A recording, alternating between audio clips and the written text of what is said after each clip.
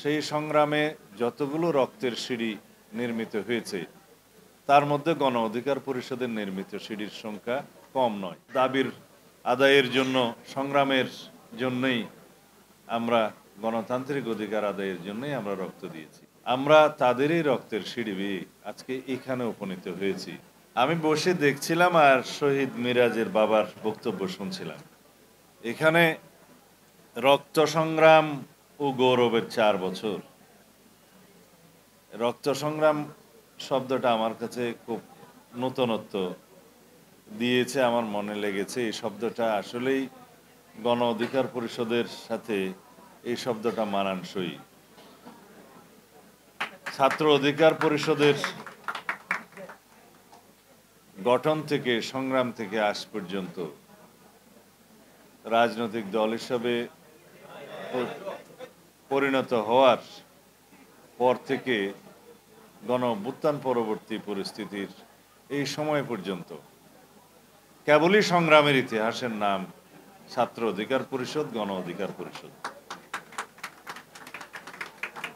তাদের সাথে আমার আত্মার যোগাযোগ।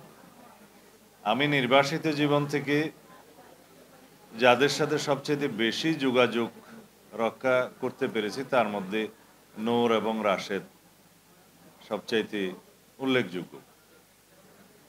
তাদের মাধ্যমে আক্তারের সাথে যোগাযোগ হয়েছে ইনডাইরেক্টলি, সরাসরি আমি আক্তারের সাথে কথা বলতে পারিনি সে সময়। ছাত্র গণ অভ্যুত্থানের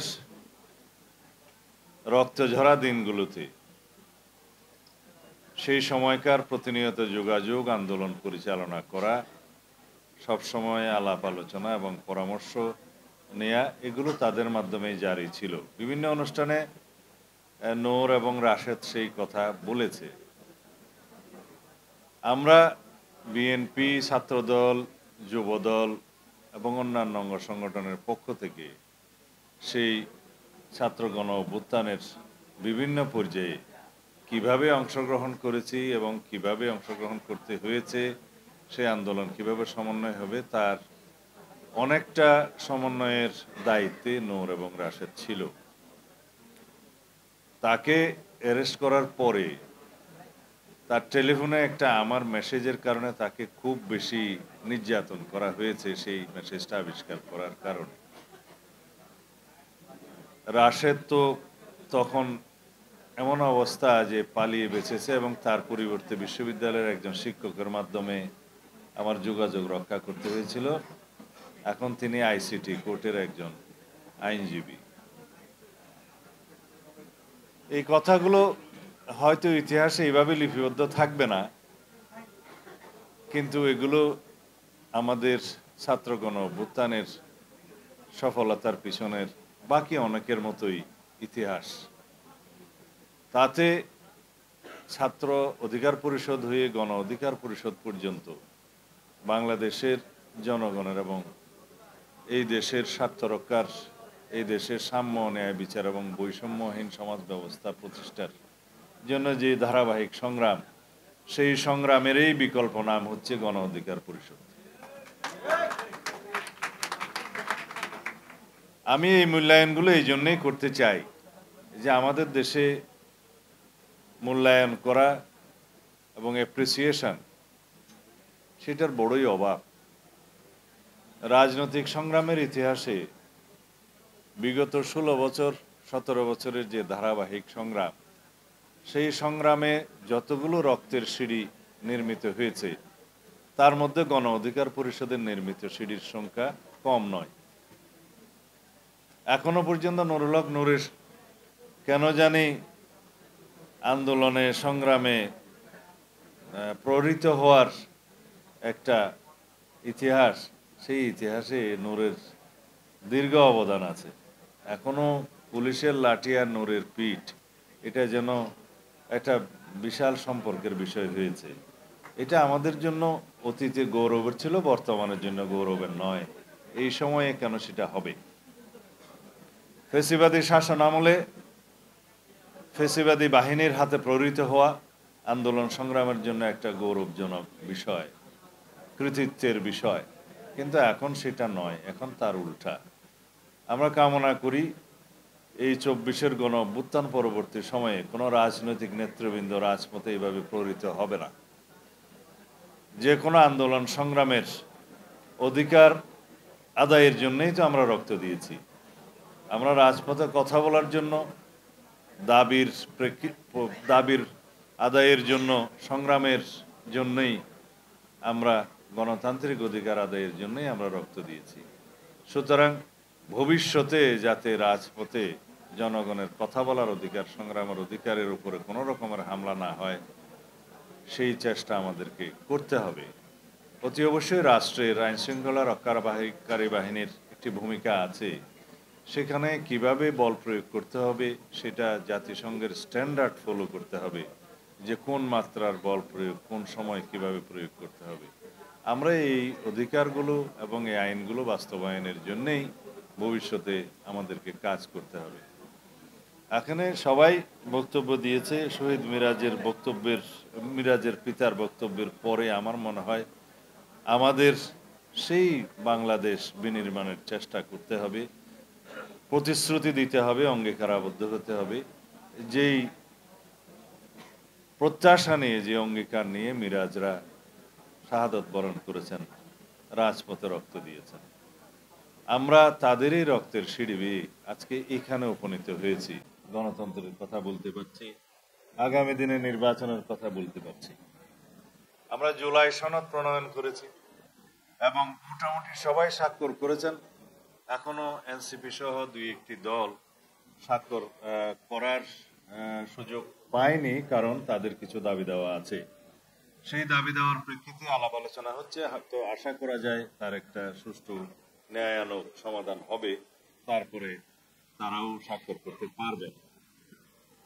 তাহলে এই জুলাই সনদ হবে জাতীয় জীবনে রাজনৈতিক সমঝোতার একটা ঐতিহাসিক দলিল, পূর্ণাঙ্গ দলিল, যা বাস্তবায়নের জন্য আমরা সবাই প্রতিজ্ঞাবদ্ধ, অঙ্গীকারাবদ্ধ।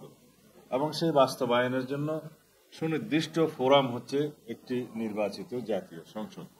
এখানে কোনো দলের সেই বিষয়ে কোনো দ্বিমত নেই, কিন্তু সেই জাতীয় সংসদে জুলাই সনদ বাস্তবায়নের জন্য যাতে জাতীয় সংসদ বাধ্য থাকে, সেইটার একটা আইনি ভিত্তি রচনার জন্যেই এখন সেই প্রস্তাব জাতীয় ক্ষমতা কমিশনের কাছ থেকে প্রস্তাব অথবা সুপারিশ সরকারের কাছে দেয়া হবে। সেই সুপারিশটা দেওয়ার পরেই আমরা জানতে পারবো কি প্রক্রিয়ায় সেই আইনি ভিত্তিটা রচনা করতে চাচ্ছে। তবে আমি সকলের অবগতির জন্য আমি বলতে চাই, সকল রাজনৈতিক দলের উদ্দেশ্যে বলতে চাই, জনগণের উদ্দেশ্যে আবেদন করতে চাই, আমরা যেন কোনোভাবেই আইনানুগ প্রক্রিয়ার বাইরে না যাই, সাংবিধানিক প্রক্রিয়ার বাইরে না যাই। আমরা যেন এই জাতিকে একটি সুষ্ঠু নিয়মতান্ত্রিক ধারার মধ্যে দিয়ে পরিচালিত করি। কারণ অনেকেই আবেগের বশে বলে থাকেন যে জুলাই গণ অভ্যুত্থানে যে জনগণের অভিপ্রায় প্রকাশিত হয়েছে, সে অভিপ্রায়ের অনুবলে, শক্তি বলে অনেক কিছু বৈপ্লবিক আদেশ জারি করা যায়। এই বক্তব্য হচ্ছে আবেগী বক্তব্য।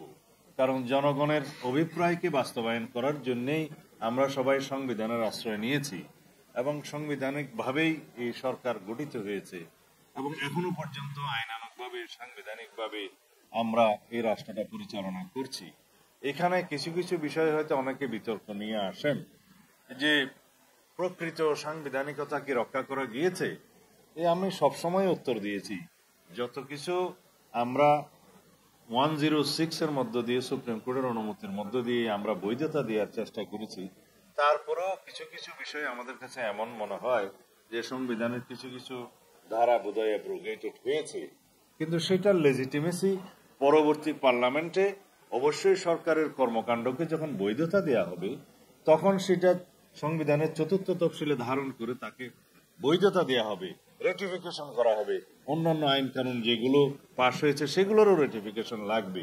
এই প্রক্রিয়ার মধ্য দিয়ে যদি কোনো রকমের কোনো ব্যত্যয় হয়ে থাকে, সেই ব্যত্যয়গুলোকেও বৈধতা দেয়া হয়ে থাকে। এটাই নিয়ম, এটাই আমাদের ঐতিহ্য এবং সাংবিধানিক ঐতিহ্য বাংলাদেশে এইভাবে রক্ষিত হয়েছে।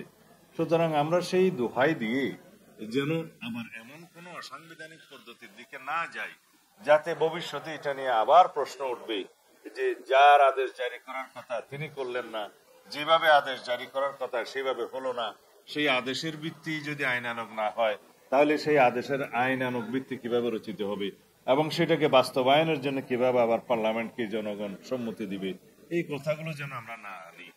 কারণ যেটা জুলাই জাতীয় সনদ প্রণীত হয়েছে, যেভাবে সবাই স্বাক্ষরিত করেছেন এবং সেখানে যেগুলো নোট অফ ডিসেন্ট সহকারে সম্মতি প্রকাশ করা হয়েছে, হুবহু এই জুলাই জাতীয় সনদকে বাস্তবায়নের জন্য সার্বভৌম জনগণের সম্মতির ভিত্তিতে যখন একটা পার্লামেন্টের উপর বাধ্যবাধকতা সৃষ্টি করা হবে, তখন সেই জায়গা থেকে কোনো সংসদ সদস্য এবং সেই জাতীয় সংসদ সরতে পারবে না।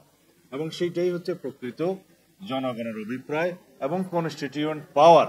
সেই জনগণের কনস্টিটিউশন পাওয়ারটা গণভোটের মাধ্যমে প্রকাশিত হবে বলেই সেই পার্লামেন্ট তার বাইরে যেতে পারবে না। এটার অপর নামই হচ্ছে এই কনস্টিটিউয়েন্ট পাওয়ার বা গাঠনিক ক্ষমতা জনগণের সার্বভৌমত্বের অধিকারী হিসাবে আর্টিকেল 7 অনুসারে।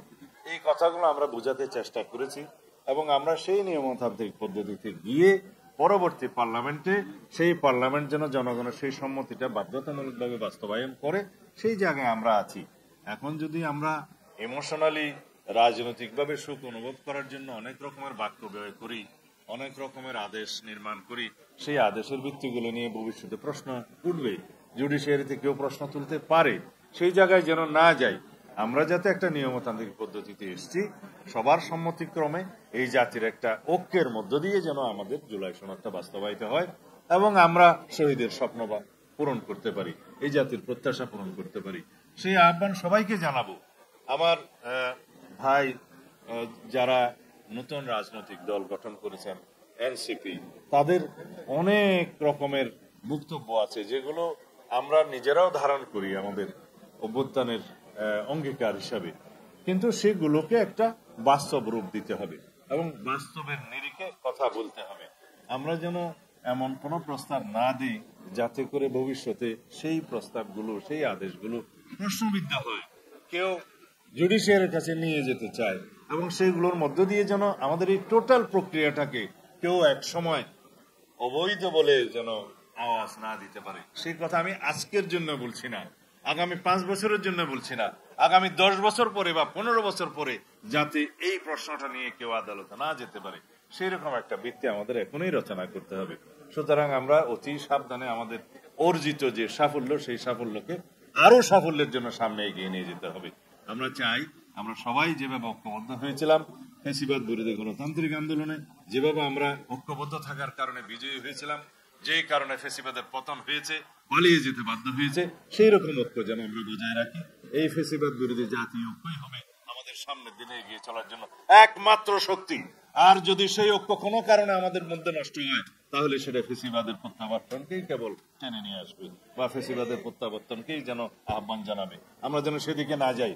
আমরা সবাই এমন ভাবে জাতীয়ভাবে ঐক্যবদ্ধ থাকবো একটি প্রশ্নে, যে বাংলাদেশের স্বাধীনতা, সার্বভৌমত্ব, গণতন্ত্র, এই প্রশ্নে আমরা এক থাকবো। আর দ্বিতীয় প্রশ্ন হচ্ছে ফ্যাসিবাদকে যেন আমরা কোনোভাবে বাংলাদেশে প্রত্যাবর্তন হতে দেব না, সমস্ত দরজা বন্ধ করে দিতে হবে এই ফ্যাসিবাদের প্রত্যাবর্তন।